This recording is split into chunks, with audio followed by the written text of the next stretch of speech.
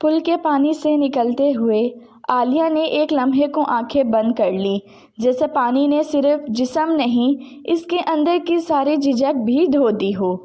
احسان پہلے ہی کنارے پر کھڑا تھا۔ اس نے تولیہ آگے بڑھایا، خاموشی سے مگر آنکھوں میں ایک نرمی سی مسکراہٹ کے ساتھ۔ سردی لگ جائے گی، وہ دھیرے سے بولا۔ عالیہ نے تولیہ تھاما مگر ہاتھ وہیں رک گیا۔ کچھ لمحے ایسے ہوتے ہیں جن سے باہر آنے کا دل نہیں چاہتا۔ احسان نے اس کی بات کو محسوس کیا، سمجھا، اور کچھ لمحے ایسے ہوتے ہیں جو ہمیشہ دل میں رہ جاتے ہیں، چاہے پانی ختم بھی ہو جائے۔ وہ دونوں پل کے کنارے چلنے لگے۔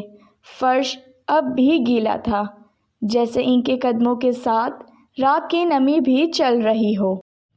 چاند اب آسمان پر ذرا نیچے آ گیا تھا، روشنی مدھم، فضا خاموش، اور دل پہلے سے زیادہ قریب۔ احسان نے آہستہ سے کہا، تم جانتی ہو، آج کی رات نے ہمیں قریب نہیں کیا بلکہ ہمیں ایک دوسرے کا بنا دیا ہے۔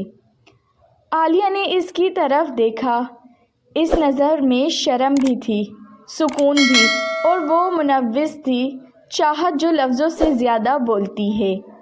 مجھے لگتا ہے میں اب پہلے والی عالیہ نہیں رہی، وہ دھیمی آواز میں بولی۔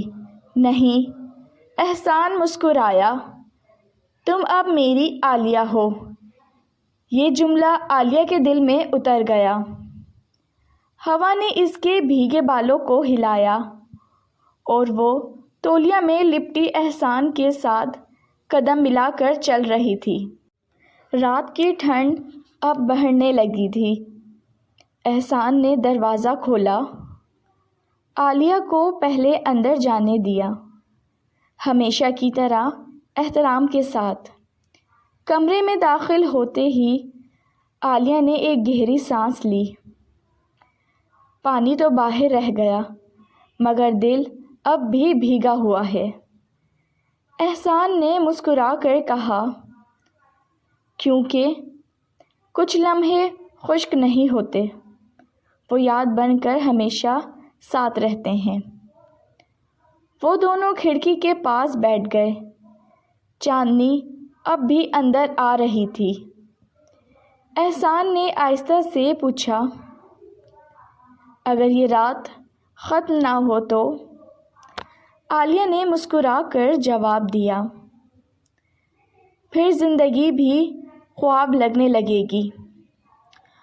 وہ رات پھر باتوں میں ڈل گئی، خاموشی میں، لپٹی ہوئی محبت میں، اور ایک ایسا سکون جو صرف دو ہمسفر کے درمیان ہوتا ہے۔ عالیہ بہت خوش رہی۔ وہ پل سے باہر ضرور آئے مگر وہ رات، وہ قربت، وہ احساس ان کے دلوں میں ہمیشہ کے لیے ٹھہر گیا۔ کہانی پسند آئی ہو تو پلیز چینل کو سبسکرائب کیجیے۔ رکھیے گا اپنا بہت زیادہ خیال۔ کل ملوں گی نئی کہانی کے ساتھ، اجازت دیجیے، اللہ حافظ۔